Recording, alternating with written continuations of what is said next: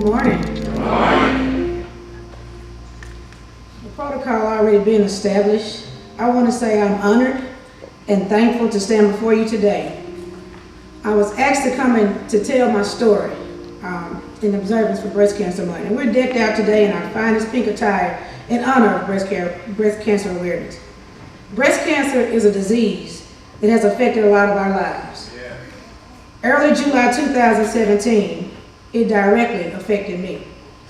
I do not recall the exact date because at the time I didn't know that it would be significant. While taking a shower, it was clearly the voice of God that said, touch your breast.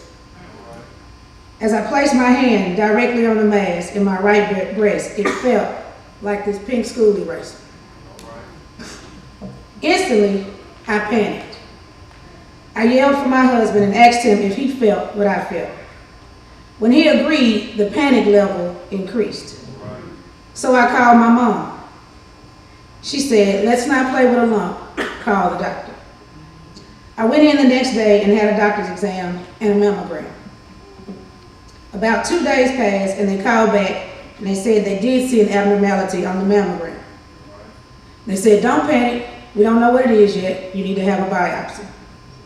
3 days later, I went in for a biopsy, and on July 25th, 2017, I met with the only surgeon that I trusted, Dr. Reginald Martin. Dr. Martin had performed surgery on me before to remove my gallbladder, and if I was going to be cut, he was going to be the only person to do it. Martin, on the 25th, when I met with Martin to receive the results, he joked about the pain from the biopsy, and he wanted to make sure that they didn't hurt me. After the smiles came this very serious look on his face, and these were the words, "This is a breast cancer." I literally felt like I was in a real life dream, and I couldn't have heard the words that I thought I just heard. He asked me to get dressed, and his nurse escorted me and my husband and my mother to his conference room.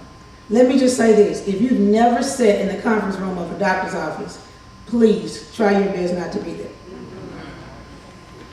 On the table were two huge posters that he used to show the two different types or the different types of breast cancer.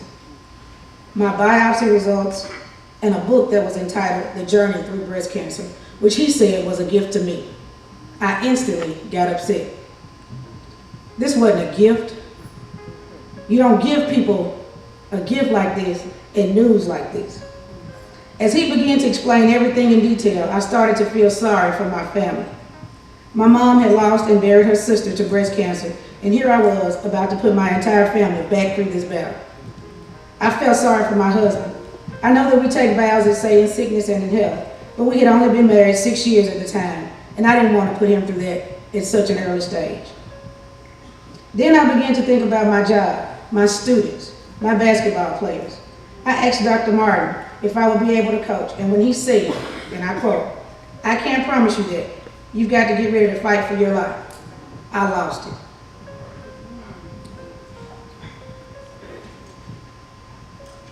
I was a complete mess at that table in that moment. I sat there waiting for him to give me an expiration date. We stayed in that conference room over an hour and a half, and when he finished, I noticed that he never said that I was going to die. His words were simply, "We got to fight and we need to start immediately." The flesh wanted to ask why. Why me, Lord? Take it away. But I began to hear 2 Corinthians 12, 8 through 9. 3 times I pleaded with the Lord to take it away from me. But he said to me, "My grace is sufficient for you, and my power is made perfect in your weakness." There are many reasons we face trials, and I don't know why this one was staring me in the face, but I knew who was in control and who was on my side. I began to hear Mark 4, 39 through 41. "And he arose and rebuked the wind and said unto the sea, Peace be still. And the wind ceased, and there was a great calm.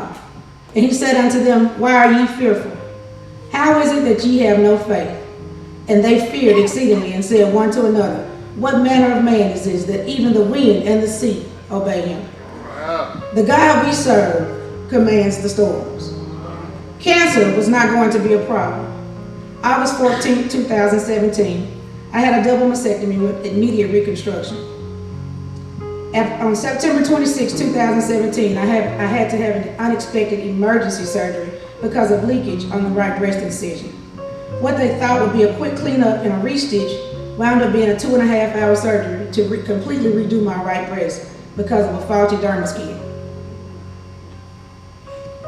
There was a concern and a chance for infection, but God. He commanded that storm, and we sailed on. I began 8 rounds of intense chemotherapy November 9, 2017. The first round made me so sick, I told my mom I wasn't going back. I want y'all to know all of my fight, my stubbornness, and my meanness at times comes from my mother. That lady looked me in my face and told me these words: "We're gonna finish this." I didn't raise no weak children. I knew then I had to get it together. So I prayed, y'all prayed, my family and friends prayed, and God commanded that storm. I made it through 8 rounds without one missed treatment. I met so many people in treatment who were so weak and had to stop treatments because of levels being down or weakness or sickness, and then wait months and then come back. I didn't miss one round. Every time my levels were good. February 21st, 2018, I took my last treatment and looked forward to starting my new life. But the devil wasn't done with me. April 22nd, 2018, I was rushed to the hospital with severe chest pain, shortness of breath, and fever. We discovered this was the result of a collapsed left lung and pneumonia.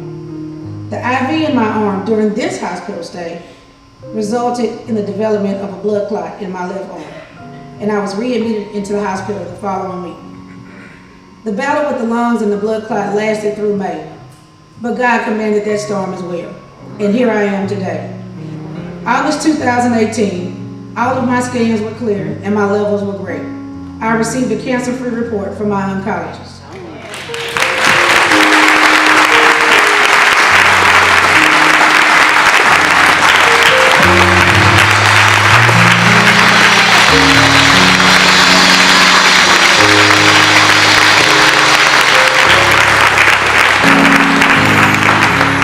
This has not been an easy journey, and I wouldn't wish it on anyone.